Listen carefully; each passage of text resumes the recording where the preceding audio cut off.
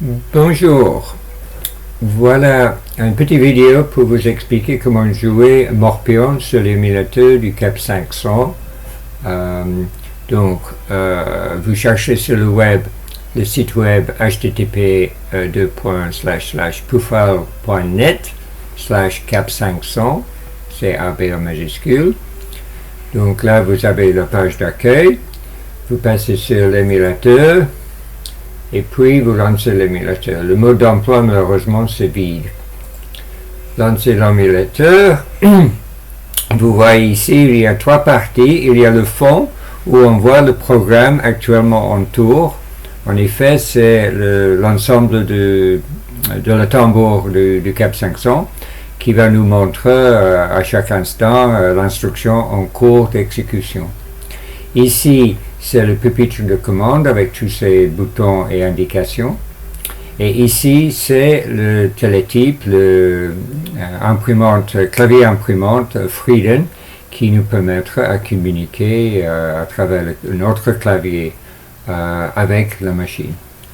Pour démarrer, on appuie sur le bouton démarrage. Ça prend un petit moment. Sur la machine réelle, ça a pris 5 à 10 minutes pour que le tambour atteigne sa vitesse de rotation nécessaire. Donc, nous, on va tourner le jeu Morpion en mode variante. Je n'entre pas dans tous les détails pour le moment, au moins. Il faut bien vérifier qu'on est en universel, donc que le bas de ce bouton est allumé, donc, et pas comme ça où le haut est allumé, donc on le mettre bien en universel. Et il faut aussi bien vérifier que sur le tambour, les pistes ouvertes, ça veut dire les pistes que le programme peut écrire, c'est bien coché le premier, le 16e et le dernier.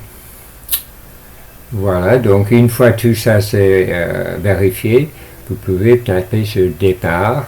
Et à ce moment-là, maintenant, on est en train de tourner le programme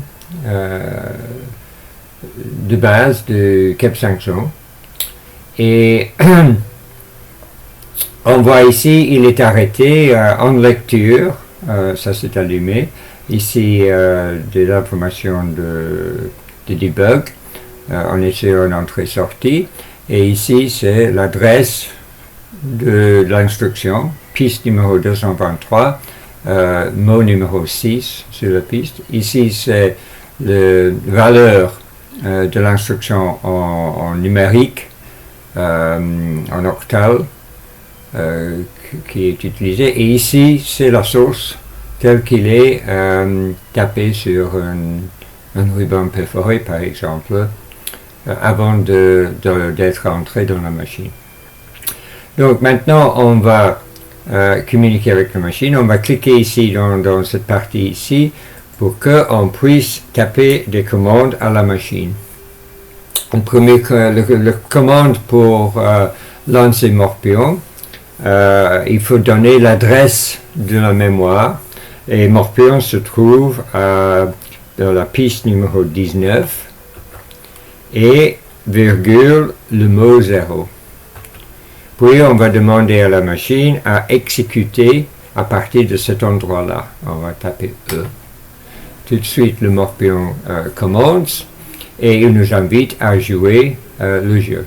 Donc on va taper A1 par exemple. Et là, parce qu'on est dans le mode variante, le jeu Morpion va nous afficher l'état du jeu actuel.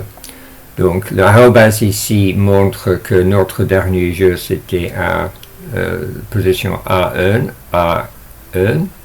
que la machine a joué à la position E5 et il nous invite à continuer à jouer. Donc, je vais faire B1 par exemple. Et là, la machine a joué à H1. Voilà, à B1 et H1.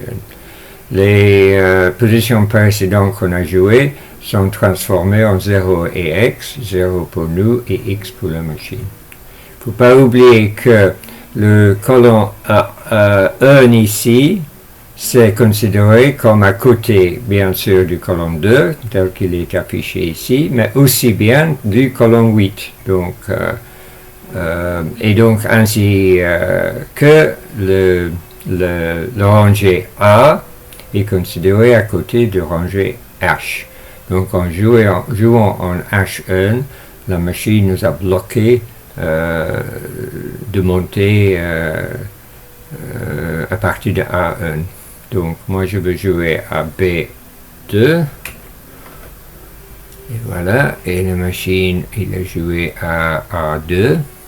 Bon, voilà, donc, il est possible de battre la machine. C'est pas évident.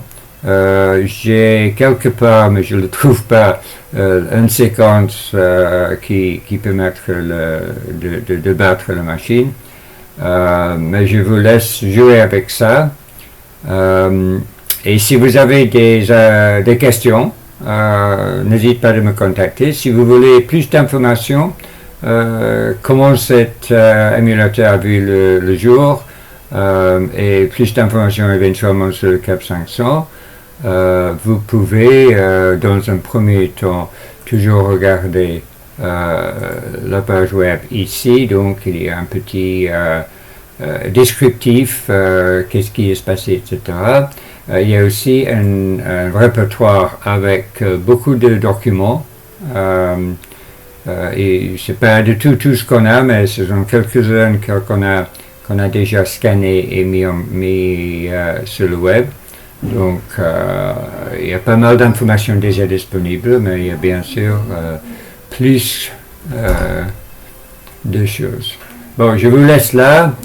Comme je dis, n'hésitez pas à me contacter si vous avez des questions supplémentaires. Merci.